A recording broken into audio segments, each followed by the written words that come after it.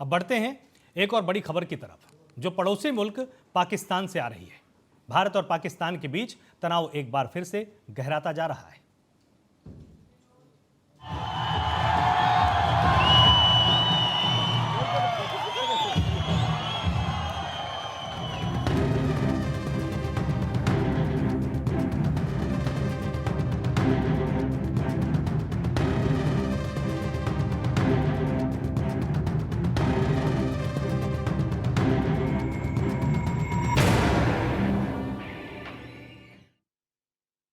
भारत और पाकिस्तान के बीच जारी खींचतान अब एक नई तस्वीर का रूप ले रही है। इस बार ऑपरेशन सिंदूर में हुए नुकसान से बौखलाए पाकिस्तान ने इस्लामाबाद में भारतीय राजनयिकों पर निशाना साधा है। उसने भारतीय उच्चायोग में तैनात राजनयिकों का पानी, गैस और अखबार की सप्लाई और इंटरनेट भी बंद कर दी है, जबकि पाकिस्तान की हरकत वियना कन्वेंशन का घोर उल्लंघन है।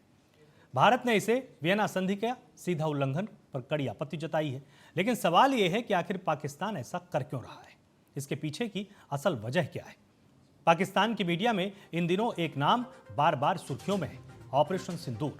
पाकिस्तान का दावा है कि भारत के रॉ एजेंट इस ऑपरेशन के तहत बलूचिस्तान और सिंध प्रांत में अशांति फैला रहे हैं। पाकिस्तान के अखबारों और टीवी चैनलों में लगातार ये खबरें चल रही हैं। इन खबरों में भारतीय राजनयिकों को टारगेट किया जा रहा है और उन पर पाकिस्तान के आंतरिक मामलों में दखलंदाजी का आरोप लगाया जा रहा है। भारत ने इन सभी आरोपों को सिरे से खारिज कर दिया है। भारतीय विदेश मंत्रालय के प्रवक्ता ने इस पर तीखी प्रतिक्रिया भी दी है। भारत का कहना है कि यह पाकिस्तान की एक सोची समझी साजिश है, जिसका मकसद भारतीय राजनयिकों को परेशान करना और उन्हें काम करने से रोकना है। भारत ने इसे 1961 की वियना संधि का उल्लंघन बताया है। इसके तहत मेजबान देश की यह जिम्मेदारी होती है कि वो विदेशी राजनयिकों को सुरक्षा और जरूरी सुविधाएं प्रदान करे। आइए अब ये भी जान लेते हैं कि क्या है वियना संधि।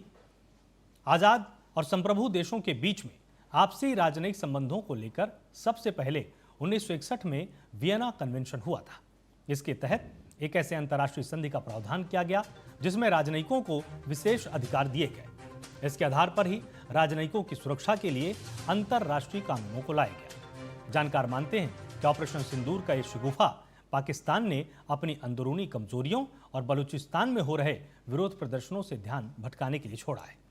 पाकिस्तान भारत पर झूठे आरोप लगाकर अंतर्राष्ट्रीय मंच पर अपनी छवि सुधारने की कोशिश कर रहा है। यह पहली बार नहीं है जब पाकिस्तान ने भारतीय राजनयिकों के साथ इस तरह का बर्ताव किया हो। पहले भी राजनयिकों का पीछा करने, उनकी गाड़ियों को नुकसान पहुंचाने और उन्हें परेशान करने की घटनाएं सामने आई हैं। लेकिन इस बार मामला अखबार और इंटरनेट सेवाओं को रोकने तक पहुंच गया है, जो एक गंभीर स्थिति है। अब देखना यह है कि भारत इस पर क्या अगला कदम उठाता है। क्या भारत भी पाकिस्तान के साथ वैसा ही व्यवहार करेगा?